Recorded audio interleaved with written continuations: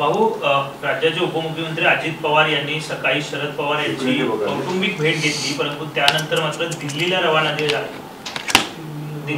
झालेले आहेत. अमित शहा यांची भेट घेणार आहे. कुठेतरी चर्चा रंगू लागली आहे की दिवाळीत काहीतरी वेगळा धमाका ते करतील का, अशी चर्चा रंगू लागली. आता चर्चा काही रंगू शकते, चर्चा काही असू शकते.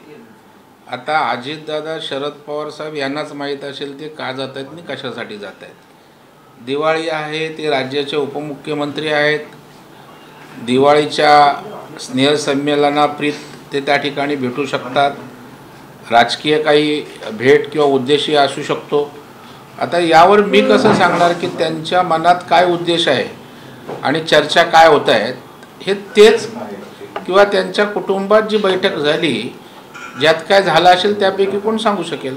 पण या आधीचा इतिहास आपण जर पाहिला तर कौटुंबिक भेटीगाठी झाल्यानंतरच अनेक गोष्टी ज्या आहेत त्या घडलेल्या पाहायला मिळाल्या होत्या. आज पुन्हा एकदा ही सकाळी वळसे पाटील भेटले, त्यानंतर कौटुंबिक कार्यक्रम झाला, त्यानंतर अजितदादा दिल्लीला गेले. Car garage network great, claim cover great, price wait वाह, प्राइस भी great. Tata AIG car insurance, trusted नाम, फैंटास्टिक नाम. अनेक गोष्टी कौटुंबिक भेट झाल्यावर घडलेल्या आहेत, तशाच बिघडलेल्या आहेत आणि त्याच्यामुळं या बाबतीत नेमकं काय होईल हे तेच सांगू शकतात ना. भाऊ, अशोक चव्हाणांनी एक ट्विट केलेलं आहे की बिहार राज्यामध्ये आरक्षणाची जी मर्यादा आहे ती 75% वाढवण्याचा निर्णय झालेला आहे. मग महाराष्ट्रामध्ये हे का शक्य होऊ शकत नाही. बिहारचं किंवा नितीश कुमारचं मार्गदर्शन घेण्याची, त्याच्या पावलावर पाऊल टाकण्याची महाराष्ट्राला आवश्यकता नाही. महाराष्ट्राचं नेतृत्व सक्षम आहे. सर्व समाजांना बरोबर घेत सर्वांना आरक्षण द्यायची न्याय्य भूमिका महाराष्ट्र सरकारच्या नेतृत्वाची आहे. किंबहुना या अगोदर देवेंद्र फडणवीस साहेब मुख्यमंत्री असताना मराठा समाजाला त्या ठिकाणी आरक्षण दिलं गेलेलं आहे. अर्थात ते सुप्रीम कोर्टामध्ये टिकलं नाही आणि त्याच्यामुळं आता असणाऱ्या नेतृत्वात निश्चितपणे तीव्र इच्छा आहे, मराठा समाजाप्रती संवेदना आहेत आणि त्याच्यामुळं आरक्षणासाठी कायद्यात टिकेल अशा प्रकारचं आरक्षण त्या ठिकाणी सरकारला द्यायचं आहे. आता नितीश कुमार विधानसभेत काय बरळतात, त्यांच्या नैतिकतेचा काय ऱ्हास झाला आहे. आता त्या नितीश कुमारची रे अशोक चव्हाण दुर्दैवाने ओढताना दिसतात. भाऊ, मनोज जरांगे पाटील देखील असं म्हणतात की ज्या पद्धतीने मराठा समाजाला वंशवश शोधता आहेत, मराठवाड्यात कमी कुठेतरी जे आहेत ते लोक पडत आहेत, त्यामुळे मनुष्यबळ वाढवण्यात यावं अशी देखील मागणी केलेली आहे. दुसरीकडे जे अल्टिमेट केलं होतं ते आणखीपर्यंत देण्यात आलेलं नाही. ज्या पद्धतीने मला वाटतं सरकार पहिल्या दिवसापासून मराठा आरक्षणाच्या संदर्भात किंवा नोंदणी तपासण्याच्या संदर्भात त्या ठिकाणी अतिशय गांभीर्यानं काम करते. अगदी हैदराबादला जाऊन आल्यापासून नंतरच्या कालावधीत जर आपण पाहिलं तर कधीच सरकार एवढ्या ॲक्शन मोडमध्ये आलं नव्हतं. आज आपण बघाल, प्रसारमाध्यमातूनच आपण बघतो की प्रत्येक जिल्हाधिकारी कार्यालयात, तहसील कार्यालयात त्या ठिकाणी अशा प्रकारच्या नोंदी तपासण्याची लगबग आपल्याला त्या ठिकाणी दिसेल आणि त्याच्यामुळे जेवढा मॅक्झिमम स्टाफ उपलब्ध करून देता येईल तेवढा प्रामाणिकपणे सरकारनं दिलेला आहे. आणि अजून त्या ठिकाणी जर स्टाफची आवश्यकता असेल तर हे सरकार मराठा समाजाप्रती, आरक्षणाप्रती संवेदनशील आहे. जो स्टाफ उपलब्ध त्यांना हवा आहे तेवढा करण्यात काय अडचणीला असं मला वाटत नाही. देवेंद्र फडणवीस महाराष्ट्राला वाऱ्यावर सोडून बाहेर प्रचार करतात असं संजय राऊतांनी टीका केली. संजय राऊतचं पहिलं त्याने बूड शोधावं. देवेंद्र फडणवीस या देशातला एक तरुण नेता आहे भारतीय जनता पार्टीचा आणि त्यांना महाराष्ट्राबाहेर सुद्धा मागणी आहे एक स्टार प्रचारक म्हणून. आता संजय राऊताला ग्रामपंचायतीच्या निवडणुकीत सुद्धा प्रचाराला बोलवत नाहीत आणि त्याच्यामुळे कदाचित ते दुःख असेल. संजय राऊतनी फक्त त्या ठिकाणी बोलण्याव्यतिरिक्त काही करू शकत नाही. ना कधी महाराष्ट्राच्या प्रश्नावर बोलले, ना कधी महाराष्ट्राच्या विकासावर बोलले, ना कधी सत्ताधारी पक्षाच्या चुका त्या ठिकाणी नीटपणे दाखवू शकले होत असल्या तर. त्याच्यामुळे संजय राऊत केवळ बोल घेवडा म्हणून आज महाराष्ट्रासमोर, देशासमोर त्या ठिकाणी माहीत आहे.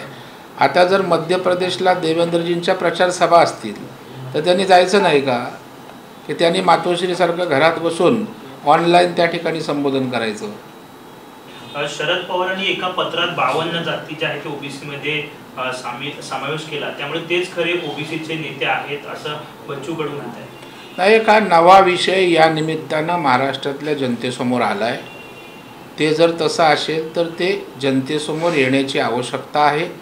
आणि या संदर्भात मग जरांगेची भूमिका, वस्तुस्थिती, पवारसाहेबांची कृती यातनं नेमकं मराठा समाजाने महाराष्ट्राला काय समजायचं ते समजून येईल.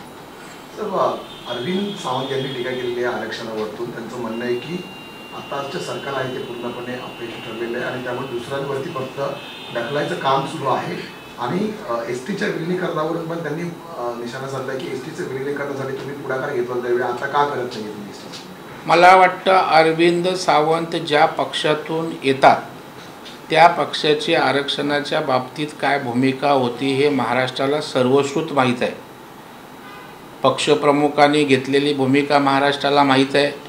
आणि त्याच्यामुळे आरक्षणाच्या विरोधात सातत्यानं भूमिका शिवसेना पक्षाची त्या ठिकाणी राहिलेली आहे. आता त्या ठिकाणी आयत्या पीठावर रेघोट्या ओढण्याचा प्रयत्न उद्धव ठाकरे आणि त्यांची शिवसेना या ठिकाणी करते.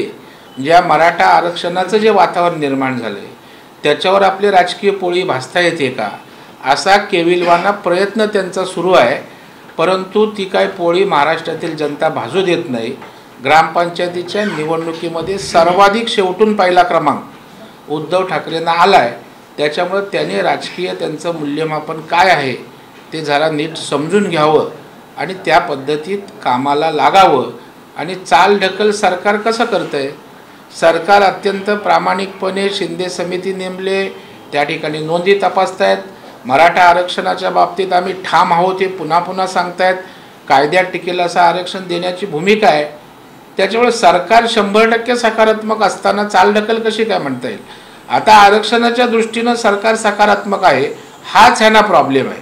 ह्यांची राजकीय दुकानदारी करायला वाव नाही हे त्यांचं खरं दुखणं आहे, पोटदुखी. पण सगळीकडेच अशा पद्धतीने जातीय जनगणना आहे ती करण्यात यावी अशी मागणी होताना पाहायला मिळते.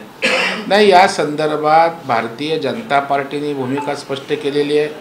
देवेंद्र फडणवीस साहेबांनी या ठिकाणी सांगितले की या बाबतीत आम्ही सकारात्मक आहोत. योग्य वेळी त्या ठिकाणी योग्य तो निर्णय या ठिकाणी केला जाईल. शरद पवार असं म्हणतात की अजितदादांसोबतची आजची भेट झाली ती कौटुंबिकच होती, वेगळा अर्थ काढण्याची गरज नाही, त्यांनी स्पष्ट केलं. त्यामुळे ते तिथे होतेत ना. आता मी तिथे नसताना, मला माहीत नसताना मी त्याच्यावर भाष्य करणं आणि ज्यांची भेट झाली त्यांनी प्रत्यक्ष त्या ठिकाणी सांगणं. आता कौटुंबिक होती नव्हती त्यांनी सांगितलेलं आहे. आता उद्या काही विपरीत घडलं तर शरद पवार बोलतात ते खरं की शरद पवार बोलतात ते खोटं हे आपल्यासमोर येईल. कोकणात देखील आता कुणबी प्रमाणपत्र म्हणजे मराठ्यांची कुणबी नोंदी सापडल्या गेल्या. 69 कुणबी नोंदी सापडल्या गेल्यात कोकणामध्ये. आधी देखील रामदास कदम असतील किंवा मग नारायण राणे असतील ज्यांनी कुणबी प्रमाणपत्र घेण्यास विरोध केला होता. नाही, हे देखो ज्यांना त्या ठिकाणी कुणबी प्रमाणपत्र घ्यायचेत का कोणाला कंपल्सरी नाही आहे. जरांगेने तशा प्रकारची भूमिका घेतलेली आहे. आणि त्याच्यामुळं आता पुन्हा त्या ठिकाणी मराठ्यांमध्ये वाद होऊ नये, मराठा समाजात दुफळी होऊ नये. कारण हे सगळा समाज एकत्रित झाला आहे, हे कुठल्या नेत्यासाठी झालेला नाही. या समाजाच्या भावनात समाजाचे प्रश्न आहेत. अशा प्रकारचे लाखोचे मोर्चे यापूर्वीही निघाले होते, तेव्हा कुठला नेता नव्हता, नेतृत्व नव्हतं. समाज त्या ठिकाणी विषयाशी बांधील आहे. आणि त्याच्यामुळे मला वाटतं त्या पद्धतीनं या ठिकाणी समाज काल एक होता, आज एक आहे, उद्याही एक राहील. समाजात कोणी वितुष्ट आणून दुफळी पाडण्याचा प्रयत्न केला ते होणार नाही. काय समाज हा कुठल्या नेत्याचा नाही, कुठल्या पक्षाचा नाही. समाज हा प्रश्नांच्या भोवती त्या ठिकाणी बांधील आहे, त्यासाठी काम करतोय. जयंत पाटील असं म्हणतात की सरकारमध्येच मतभेद दिसत आहेत, त्यामुळे काही जण ओबीसीना स्वीकारत आहेत तर काही जण मराठ्यांना. नाही, तुमची भूमिका काय ती स्पष्ट करा ना. आमच्यात एकमत आहे की नाही, सुसंवाद आहे हे दिसतंय, दिसून येईल. परंतु तुम्ही कुठे आहात नेमके? तुमचा ठिकाणाच त्या ठिकाणी नाही, तुम्हाला भूमिकाच नाही. तुम्ही पहिले सैरभर झाला आहे, ते तुमची भूमिका आहे ती समोर येऊ द्या. आम्ही एकसंघ आहोत, एकसंघ राहू. महाराष्ट्राच्या हितासाठी जनतेची इच्छा आम्ही तिघांनी एकत्रित राहू. कारण ग्रामपंचायतीच्या निवडणुकीमध्ये आपण बघाल जो जनाधार जनतेने दिला आहे तो ट्रिमेंडस प्रचंड प्रमाणावर तिघांनाही समर्थन दिलं आहे. सर्वाधिक भारतीय जनता पार्टीला दिले, दादांना त्यानंतर दुसऱ्या क्रमांकावर दिले, तिसऱ्या क्रमांकावर शिंदे साहेबांना दिले आणि एकंदरीत तिन्ही पक्षांना एकत्रितपणे महाराष्ट्रातील जनतेनं त्या ठिकाणी समर्थन दिलंय. आम्ही एकत्रित असण्याचा जनतेला आनंद आहे. जनतेची इच्छा आहे तुम्ही तिघे एकत्र असाल तर विकास होऊ शकतो आणि आमचे विरोधक तिन्ही पक्ष शेवटून तिसरे आहेत. विजय वडेट्टीवारांनी जे वक्तव्य केलं त्याच्यावरतून जरांगे पाटलांनी आता आक्रमण करायला घेतले. ते म्हणतात की विरोधी पक्षनेत्याने आमची बाजू मांडण्याऐवजी मराठ्यांना आरक्षण मिळवून देणार नाही अशीच त्यांची भूमिका दिसत आहे. तुम्ही सहमत आहात का या भूमिकेशी? मला वाटतं कुठल्याही पक्षाच्या नेत्यांनी या विषयामध्ये समाजामध्ये जातीय तेढ निर्माण होणार नाही याची काळजी घेण्याची अत्यंत आवश्यकता आहे.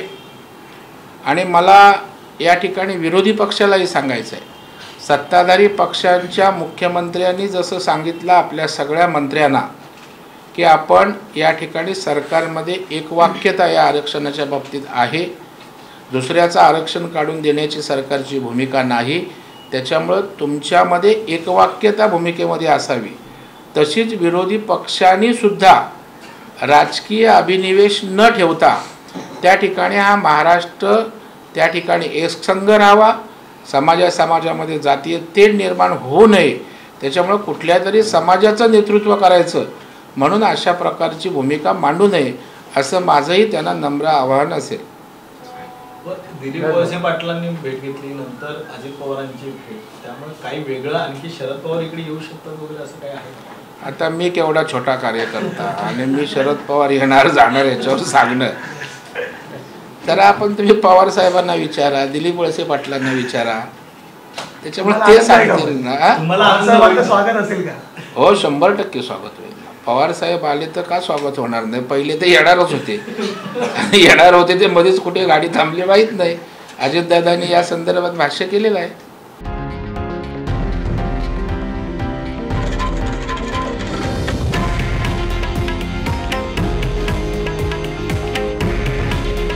हे आहे देशातील नंबर 1 न्यूज नेटवर्क आणि आपण पाहत आहात TV9 मराठी. काळजी तुमची, हित महाराष्ट्राचं.